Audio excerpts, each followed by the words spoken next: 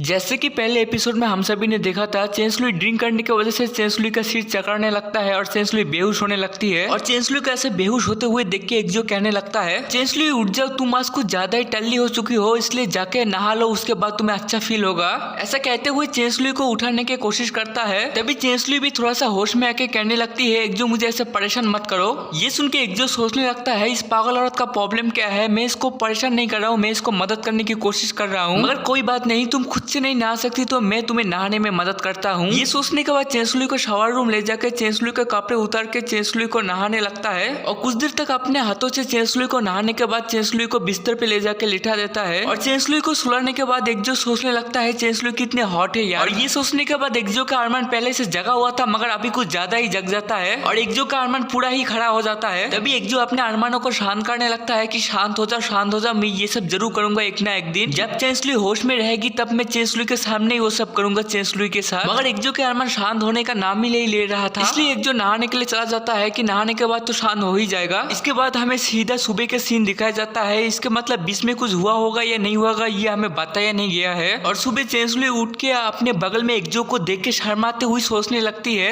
एकजो क्यों मेरे साथ ऐसे बगल में सो रहा है। और ये सोचने के बाद बिस्तर से नीचे उतर जाती है और नीचे उतरने के बाद चेंसलुई को रियलाइज होता है चेंसलुई ने दूसरा कपड़ा पहना हुआ है। ये सोच के चेंसलुई और भी ज्यादा शर्मा जाती है। उसके बाद चेंसलुई भाग के दूसरे कमरे में चला जाता है कि पता करने कल रात को क्या क्या हुआ था। और दूसरे कमरे जाने के बाद चेंसलुई देखती है कि एकजो के कपड़े और चेंसलुई के कल रात के कपड़े दोनों एक साथ पड़ा हुआ है। और ये देख के चेंसलुई का पूरा दुनिया ही हिल जाता है और चेंसलुई एकजो को गाली देने लगता है कि एकजो तुम हवस के पुजारी, तुम साले कमीने कुत्ते, तुमने कल रात को मेरे साथ क्या क्या किया था। इसके बाद चेंसलुई एकजो के कमरे में चला जाता है और एकजो के पास जाके गुस्से में कहने लगता है, एकजो तुमने कल रात को मेरा फायदा उठाया था जब मैं ड्रिंक करने के बाद बेहोश हो गई थी। ये सुन के एकजो चेंसलुई का हाथ पकड़कर खींच के अपने पास लेके कहने लगता है, तुम्हारी हिम्मत कैसे हुई कल रात के बारे में पूछने की। कल रात को मैं सो ही नहीं पा रहा था तुम्हारी लातों के वजह से, इस वजह से मुझे पूरा रात जागना पड़ा तुम्हारी वजह से। ये सुन के चेंसलुई कहने लगती है, क्या मैंने सच में तुम्हें कल रात को लात मारा था। ये सुन के एकजो एकदम ही गुस्से में आ जाता है और कहने लगता है, क्या मैं झूठ बोल रहा हूँ। ये देख के चेंसलुई घबराते हुए कहने लगती है, सॉरी सॉरी, मुझे माफ कर दो, मैंने जानबूझ के नहीं किया था। उसके बाद एकजो बिस्तर से नीचे आ जाता है और कहता है, अभी तुम उठ चुकी हो तो चलो मुंह हाथ धो लो, उसके बाद हम घर में चलते हैं। ये सुन के चेंसलुई भी कहती है ठीक है, मगर ये कहने के बाद चेंसलुई फिर से सोचने लगती है, क्या कल रात को एकजो ने कुछ किया होगा मेरे साथ जब मैं बेहोश हो गई थी। इसके बाद एकजो चेंसलुई शिप से निकल के अपने घर में चला जाता है और घर में आने के बाद जी इन दोनों को देख के कहने लगता है, मम्मी डैडी आप दोनों आखिरकार आ गए, मम्मी चलो मुझे चॉकलेट खाना है। ये कह के जी चॉकलेट खाने के लिए जाने लगता है और पीछे से चेंसलुई कहती है, ठीक है तुम चॉकलेट खा सकते हो, मगर तुम सिर्फ एक ही चॉकलेट खाना, उससे ज्यादा नहीं खाना। जी को ये कहने के बाद चेंसलुई एकजो को कहने लगता है, अगर तुम बिजी हो तो तुम्हें यहाँ पर रुकने की कोई जरूरत नहीं है, तुम अपने काम में जा सकते हो। ये सुन के एकजो कहने लगता है, मैं अभी बिजी नहीं हूँ। और चेंसलुई तुम्हारा मुंह इतना लाल क्यों हो चुका है कि कल रात को हम दोनों के बीच में जो हुआ था उसके बारे में तुम अभी सोच रही हो। ये सुन के चेंसलुई कहने लगती है, गोंग एकजो तुम ऐसे बातें कोई भी मत करना। तभी वहाँ पर जी भी रहता है और इन दोनों को ऐसा बातें करते हुए सुन के जी कहने लगता है, मम्मी कल रात को पापा और आपके बीच में क्या हुआ था। ये सुन के चेंसलुई कहने लगती है, नहीं नहीं कुछ भी तो नहीं हुआ था। तभी एकजो भी कहता है, तुम्हारा मम्मी सही कह रही है, कल रात को कुछ भी नहीं हुआ था। ऐसा कहते हुए एकजो चेंसलुई के कंधों में हाथ रख देता है। तभी चेंसलुई भी एकजो के हाथों को अपने कंधों से हटा के एकजो को गुस्से में कहने लगती है, एकजो साले कमीने कभी भी मेरे पास आने की कोशिश भी मत करना, आज से मुझसे दूर रहना जितना हो सके। और दूसरी तरफ जी अभी भी यही सोच रहा है कि मम्मी और डैडी के बीच में कल रात को क्या हुआ होगा। तभी चेंसलुई जाके सोफे में बैठ जाती है और सोचने लगती है, कल रात को जो कुछ भी हुआ था वो बहुत ही शर्मदायक था, इसलिए मैं जी को इस बारे में पता लगाने नहीं दे सकता। ऐसा सोचते हुए चेंसलुई अपने फोन को टेबल में रखने वाली थी, तभी चेंसलुई के मोबाइल पे एक मैसेज आ जाता है। तभी चेंसलुई भी उस फाइल को ओपन करके देखती है तो चेंसलुई भी थोड़ा सा हैरान हो जाती है, क्योंकि उस मैसेज में कल रात को हुए गोंग फैमिली पार्टी का एक न्यूज चल रहा था और न्यूज में यही लिखा था कि गोंग एकजो इस हुईयर्नर लड़की के साथ जल्दी शादी करने वाला है। और ये देखने के बाद चेंसलुई सोचने लगती है, अभी सभी जगह यही न्यूज चल रहा है हुईयर्नर और एकजो के शादी के बारे में। अगर एकजो सच में उस हुईयर्नर लड़की के साथ शादी करेगा तो उसके बाद मेरा क्या होगा, क्या मुझे एकजो के मिस्ट्रेस बन के रहना पड़ेगा। और किसी को मिस्ट्रेस का मतलब नहीं पता होगा तो मैं बता दूं, मिस्ट्रेस का मतलब आप सिर्फ एक नौकर समझ सकते हो जिसको हवस मिटाने के लिए यूज किया जाता है, उसके सिवा उसको इज्जत या कुछ भी नहीं मिलता। और ये सोचकर चेंसलुई उदास हो जाती है और इस बात को एकजो भी नोटिस कर लेता है, चेंसलुई किसी बात को लेके उदास बैठी है। इस वजह से एकजो चेंसलुई के पास जाके कहने लगता है, क्या हुआ, ऐसे मायूस क्यों लग रही हो। ये सुन के चेंसलुई कहने लगती है, कुछ भी नहीं हुआ है, मैं ठीक हूँ एकदम। तभी जी भी आके चेंसलुई के गले लग जाता है और कहने लगता है, मम्मी आप ऐसे उदास होकर बैठी क्यों हो, कुछ हुआ है तो आप डैडी को बोल सकते हो, डैडी उस प्रॉब्लम को एकदम ठीक कर देगा।